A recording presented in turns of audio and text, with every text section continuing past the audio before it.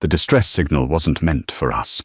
They wanted the Galactic Council, elegant saviors in shining ships. Instead, they got humanity. We came from a death world in ships built like iron bricks, wielding weapons that made the void bleed. They asked for angels. They got the monsters. Elias gripped the edge of the central console, his knuckles bone white. The translation matrix embedded in his auditory cortex hummed, attempting to convert the deafening screech of tearing metal into a language his brain could process. It failed. The sound of a ship being eaten alive was universal. The sungrazer was dying. It was never built for war. His people hadn't fought a war in 10,000 years. The vessel was a colony ship, a beautiful, fragile spindle of spun glass and lattice alloy, designed to catch solar winds and glide between the stars. Deep in its belly, 3 million of his kind slept in cryostasis, dreaming of a new dawn on a virgin world. Instead, they had woken up to a nightmare. The swarm had found them in the dead space between sectors. They didn't hail. They didn't demand cargo or slaves. They simply descended like a cloud of mechanical locusts, all jagged edges and cold blue plasma cutters. "Hull integrity at 18%, Simon shouted over the klaxons.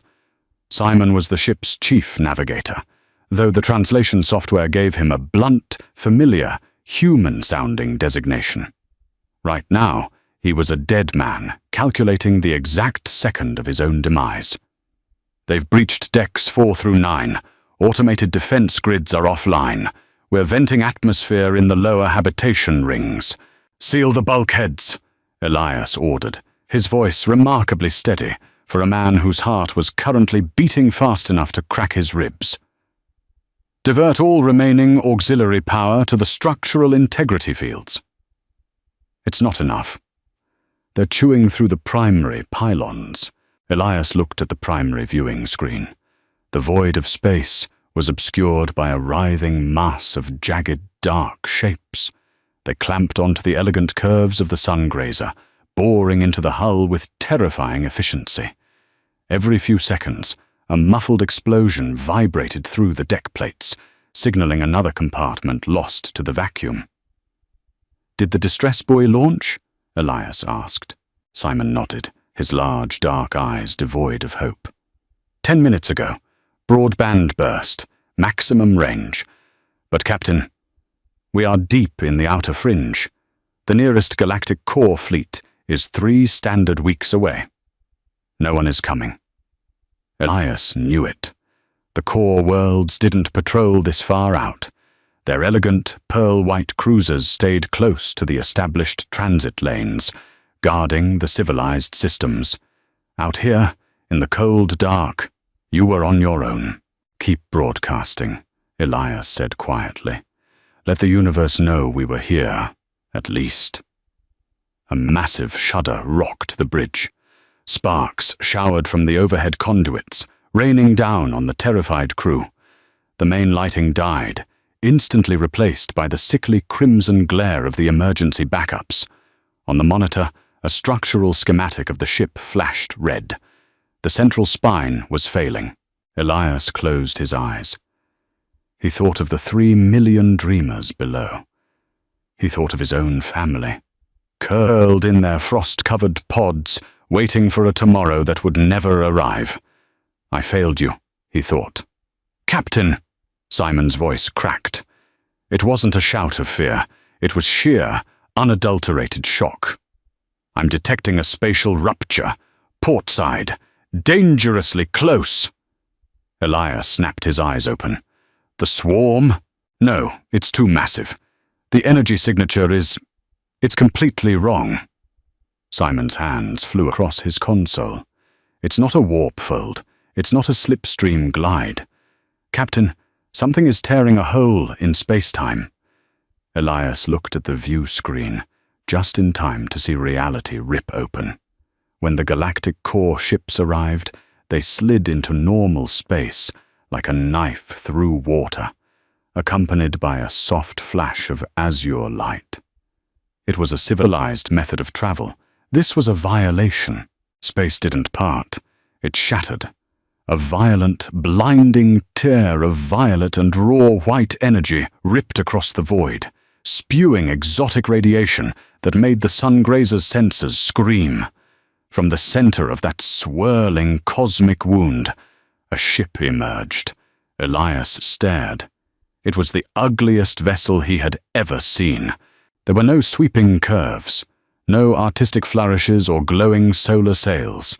It was a brutal, asymmetric slab of dark gray metal, scarred by micrometeorites and previous battles. It looked like a brick of solid iron, bristling with communication spires and massive, ugly gun batteries. Along its flank, painted in harsh white block letters, was a word the translation matrix struggled to pass before settling on: UNSC Goliath. "Core fleet," Simon whispered, trembling. "No," Elias breathed. "That isn't a core ship. It looks like a weapon." The swarm noticed the newcomer. Thousands of the mechanical parasites detached from the dying colony ship, swiveling their sensor arrays towards the massive grey intruder. Like a school of predatory fish, they changed course, surging toward the Goliath in a dense, dark cloud. Elias felt a pang of profound pity. Whoever had answered their call had just walked into a slaughterhouse. "They're hailing us," Simon said, shock still overriding his panic. "Audio only." "Put it through." The bridge speakers crackled with static, followed by a voice. It wasn't the melodic, synthesized chime of a core diplomat. It was rough, deep, and heavy, with an unmistakable undercurrent of gravel and exhaustion. "Unknown vessel. This is Captain David Hayes of the United Nations Space Command Dreadnought Goliath. We received your SOS. Looks like you've got a bit of a pest problem." A pause. In the background, Elias could hear the distinct sound of heavy machinery cycling and someone shouting orders. "Hold on to your teeth," the voice continued. "We're going to clear the board." David Hayes took a slow sip of coffee from a battered ceramic mug. It tasted like burnt copper and recycled water, exactly the way he liked it. He sat in the center seat of the Goliath's bridge, his scarred hands resting lightly on the armrests. The bridge was a cramped, utilitarian space. No holograms, no plush seating, no panoramic windows. Windows were structural weaknesses. They relied on heavily armored sensor arrays, feeding data to thick, shatterproof screens. The air smelled of ozone, old sweat, and machine oil.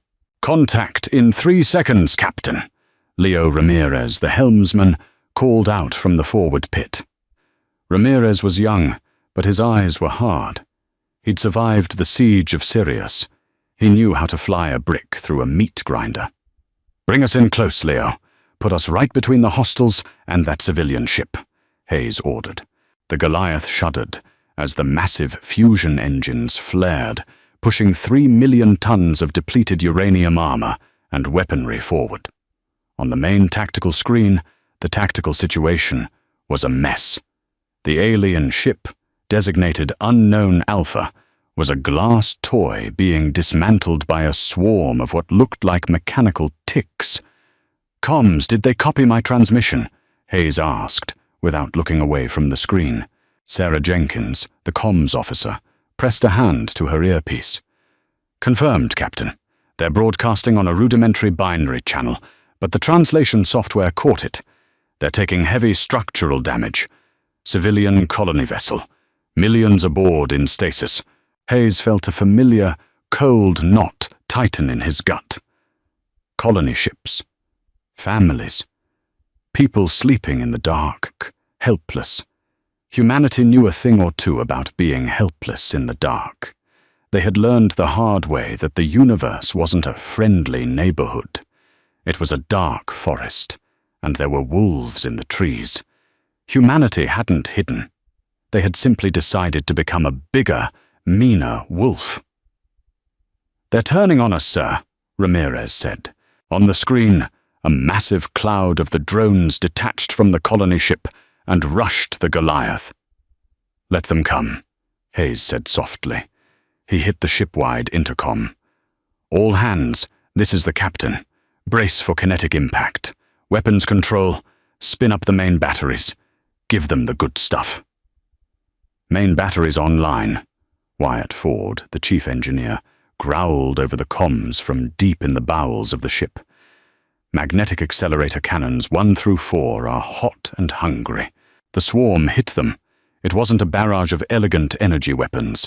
It was a physical assault. Thousands of the drones slammed into the Goliath's hull, their plasma cutters flaring blue as they tried to bite through the ship's skin.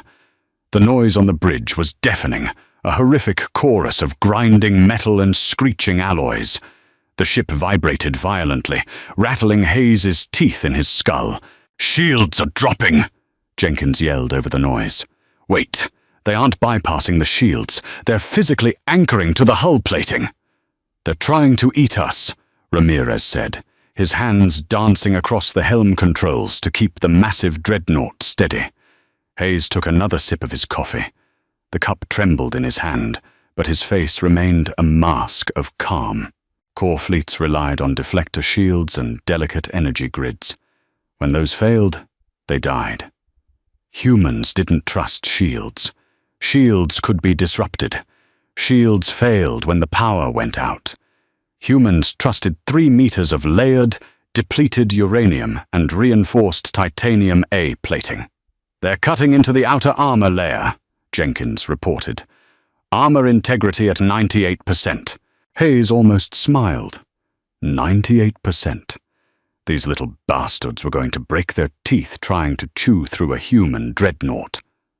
"Enough foreplay," Hayes said. "Ford, give me a flak screen. Point defense network. Fire at will. Clear our hull." Along the vast, scarred flanks of the Goliath, hundreds of armored hatches snapped open. Automated rotary cannons deployed, tracking the swarming drones. They didn't fire lasers. Lasers lost cohesion over distance. Lasers generated heat. The Goliath fired depleted uranium slugs at 10,000 rounds a minute. Space around the human ship instantly filled with a blinding storm of tracer fire. It was a solid wall of kinetic death. The void outside silently erupted as hundreds of the swarm drones were shredded into scrap metal, their delicate plasma cutters and fragile armor no match for the brutal, primitive force of high-velocity lead and tungsten. The swarm visibly recoiled. It was a machine intelligence, but even machines understood mathematics. The math of attacking the Goliath was suddenly heavily weighted toward their own destruction. "They're pulling back from our hull," Ramirez reported. "Regrouping at Grid 09er. They're forming up for a concentrated run." "They're leaving the colony ship alone?" Hayes asked. "Affirmative. We have their undivided attention." "Good." Hayes set his mug down into the magnetic holder on his armrest. "Ford, the main guns." "Guns spun up to maximum yield, Captain," Ford confirmed. "Targeting solutions locked. Fire." Deep inside the Goliath, massive magnetic coils pulsed. 4 solid tungsten projectiles, each the size of a city bus, were accelerated down the barrels spanning the length of the ship. They exited the muzzles at a fraction of the speed of light. There was no sound in space. But on the bridge, the recoil felt like a localized earthquake. The tungsten slugs crossed the distance in a millisecond. They hit the densest cluster of the swarm. The kinetic energy transferred into the hostiles was unimaginable. It wasn't an explosion. It was an erasure. The slugs tore through the drones, generating a localized shockwave of superheated plasma from the sheer friction of impact. A massive chunk of the swarm simply ceased to exist, vaporized into a rapidly expanding cloud of glowing dust. Silence fell over the bridge of the Goliath, save for the low hum of the fusion reactors and the clicking of cooling ventilation fans. Hayes looked at the tactical screen. The remaining drones, maybe a third of the original swarm, had frozen. They hung in the void for 3 seconds, processing the sheer, apocalyptic violence of what had just occurred. Then they broke.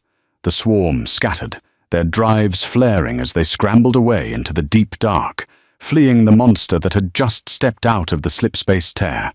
"Hostiles are retreating," Ramirez said, letting out a breath he sounded like he'd been holding for a week. "They are leaving the sector." Hayes didn't cheer. He didn't relax. He just picked up his coffee again. It was cold now. Stand down from red alert, but keep the point defenses hot," Hayes ordered. "Jenkins, get the captain of that glass spindle back on the horn. Let's see what we just saved." A moment later, the screen shifted. The tactical map was replaced by a visual feed from the sun grazer. Hayes looked at the alien captain. He was a fragile-looking creature, tall and impossibly thin, with pale skin that seemed to catch the harsh emergency lighting of his own bridge. His large, dark eyes were wide, staring through the screen at Hayes with an expression that crossed borders and species. It was pure, unadulterated awe, mixed with abject terror. "This is Captain Hayes of the Goliath," Hayes said, his voice flat but not unkind. "Looks like they decided to find an easier meal. What's your status over there?" Elias stared at the grizzled, scarred biped on the screen. The human wore a faded fabric uniform, smelled faintly of toxins, and sat in a chair that looked like it belonged in a factory. Yet, this creature had just annihilated a threat that would have consumed a core world. Elias's voice trembled through the translator. "I am Captain Elias. We are alive. 'Cause of you." He swallowed hard. What are you? The Galactic Council Registry has no record of a species utilizing such barbaric weaponry." Hayes chuckled, a low, raspy sound. "We're not on the Council, Elias. We applied once. They told us our world was a Class 5 death world. Said we were too aggressive, too unrefined to sit at the big table." Hayes leaned forward, the harsh bridge lighting catching the scars on his cheek. "But when the wolves come to the door, nobody calls the diplomats. They call the guy with the shotgun." Hayes leaned back. "Hold your position, Sungrazer. We're sending over engineering teams and medical supplies. You're safe now." Elias slumped in his chair, the adrenaline finally leaving his system. He looked out the viewing port, past the floating wreckage of the swarm, at the brutal, ugly iron brick hovering in the dark. It wasn't an angel, it was a monster. But for the first time in his life, Elias thanked the stars that the monsters were on his side. The airlock cycled with a heavy, mechanical groan that sounded profoundly out of place aboard the sun grazer. Elias stood in the central receiving bay, flanked by 2 of his surviving security officers. They held their delicate thermal lances nervously. The human boarding craft had locked onto their ruined hull with magnetic clamps that bruised the ship's elegant latticework. The heavy doors slid apart. The beings that stepped through were not giants, but they moved with a dense, terrifying gravity. They wore bulky, pressurized hazard suits, scraped bare of paint at the joints. They carried heavy crates of gear, plasma torches, and medical kits, slung over their shoulders like sacks of grain. At the head of the pack was a woman with graying hair tied back in a brutal knot. She didn't wear a helmet, trusting the sun grazer's atmospheric readout.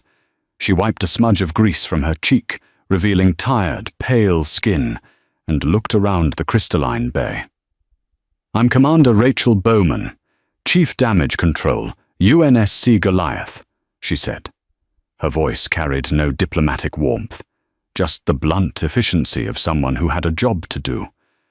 "Where's your failing spine?" Elias stepped forward, willing his knees not to buckle. "I am Captain Elias. The central structural pylons are on deck 4.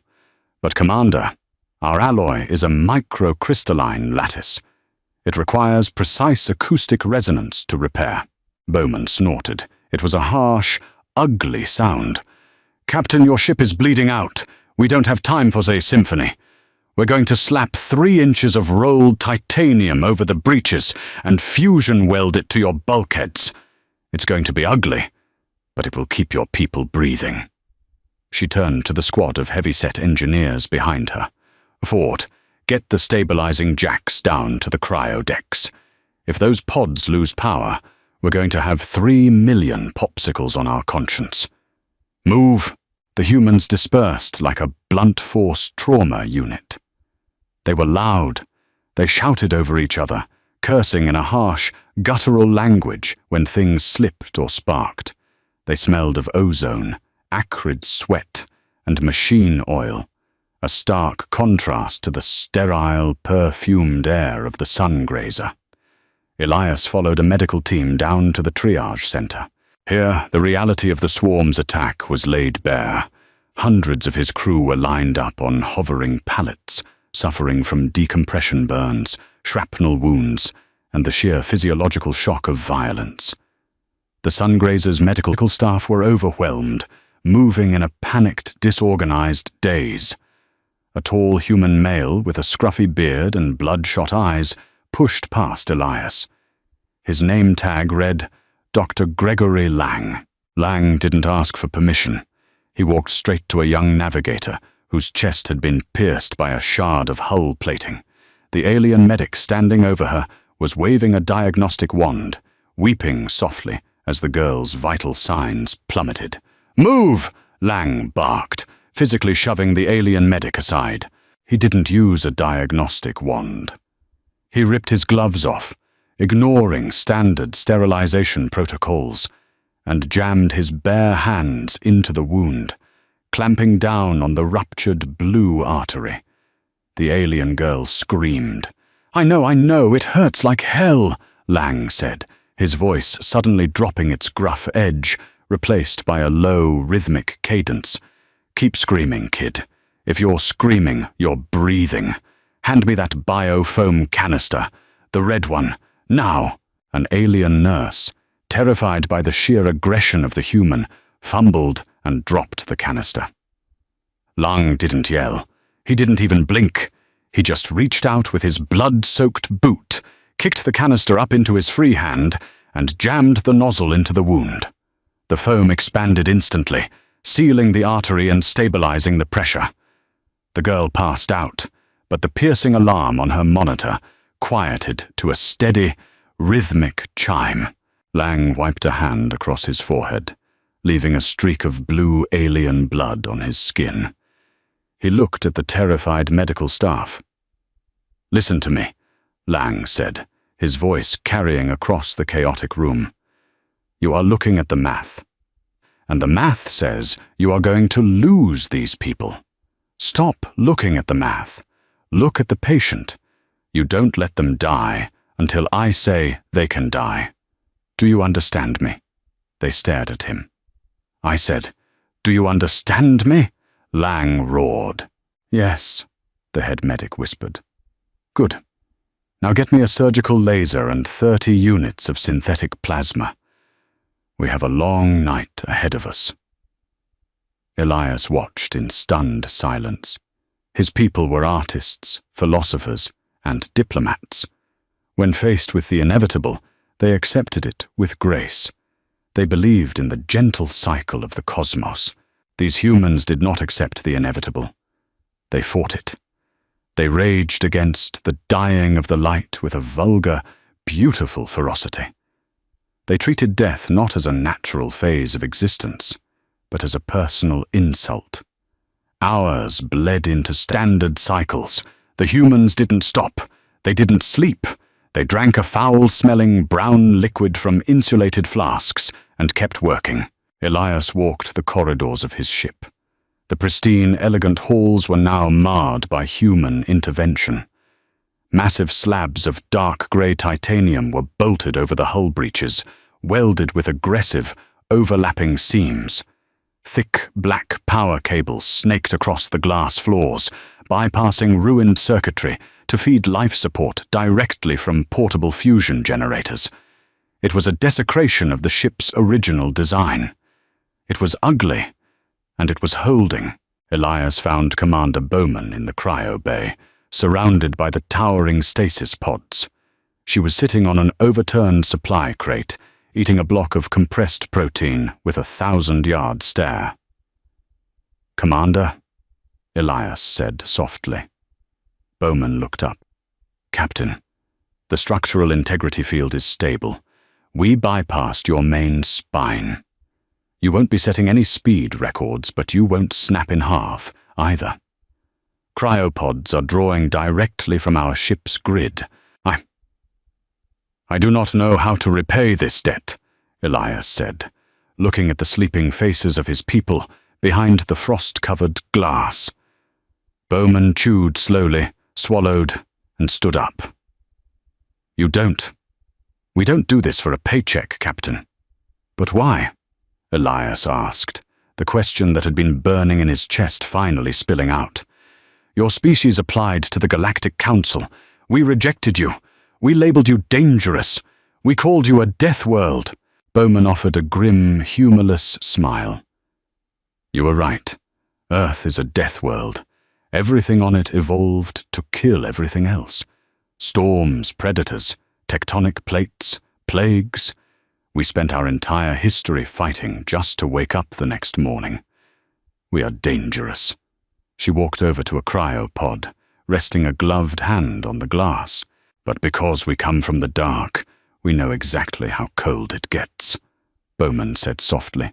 "The core worlds, they've had peace for thousands of years. They sit in their shiny towers and debate philosophy. They don't know what it's like to be hunted. We do. Humanity made a promise when we finally broke out of our gravity well. We promised we wouldn't let the dark take anyone else if we could help it."